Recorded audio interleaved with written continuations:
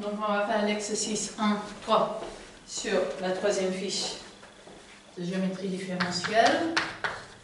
Et donc on va considérer d'abord H, qui va être l'ensemble des x, y, z, tel que x carré plus y carré est égal à z carré moins 1.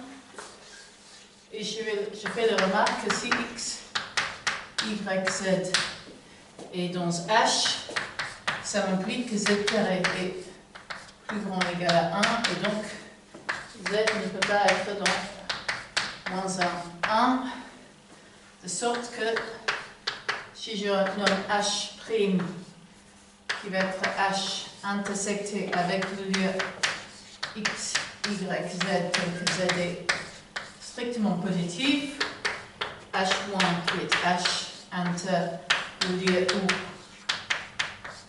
où z est strictement négatif, ce sont deux ouverts puisque c'est l'intersection de H avec un ouvert dans R3 et H est l'union disjointe de H plus et H moins, donc H est non connexe. Donc pour montrer que H est en fait une réunion de deux composantes connexes, il suffirait de voir que H plus et H moins sont des composantes connexes, donc il suffira de voir que ce sont des ensembles connexes. Donc on va montrer maintenant que H plus, on va montrer que c'est connexe, et je propose de montrer plutôt qu'il est connexe par arc. Et donc, pour montrer qu'il est connexe par arc, il va suffire. En fait, ce que je vais faire, c'est que je vais montrer que chaque point est relié par un arc au point 0, 0, 1. Je vais montrer que pour toute x, y, z, h plus x, y, z est lié par un arc au point 0, 0, 1. Et je vais regarder l'arc qui envoie un t qui est dans 0, 1 sur le point tx, ty, racine de t carré, x carré, y carré, plus 1. Et je note que celui-là, donc ça, c'est dans H+, pour tout t entre 0 et 1. Okay? Donc H+ est connexe par arc, puisque chaque point en H+ peut être relié par un arc dans H+ au point 0, 0, 1. Et il est donc connexe, et le même argument va montrer que H- est également connexe.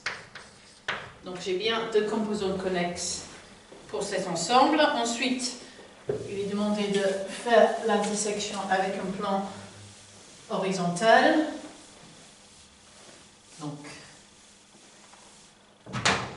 je vais faire l'intersection de H avec le lieu Z égale R. J'ai déjà vu que si R était entre moins 1 et 1, j'ai H intersecté avec le lieu où Z est égal à R qui est vide. Si j'ai R est égal à plus ou moins 1, H intersecté avec Z égale R, c'est un point donné par 0, 0, R.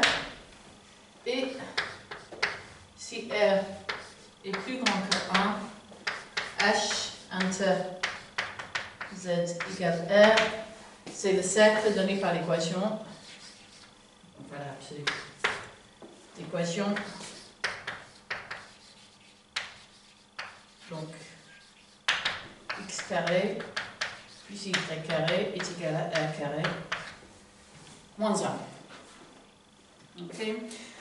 Après, il est demandé de faire le plan vectoriel tangente.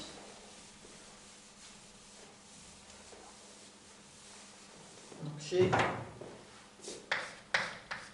TP, H ou P va être le point X, Y, Z. C'est l'ensemble des points A, B, C, tels que df au point P de A,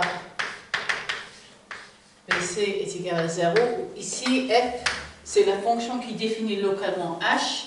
Donc f ici, il va prendre x, y, z, et va retourner x carré plus y carré moins z carré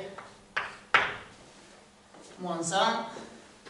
Donc là, j'ai l'ensemble des A, B et C, tels que XA plus YB moins CZ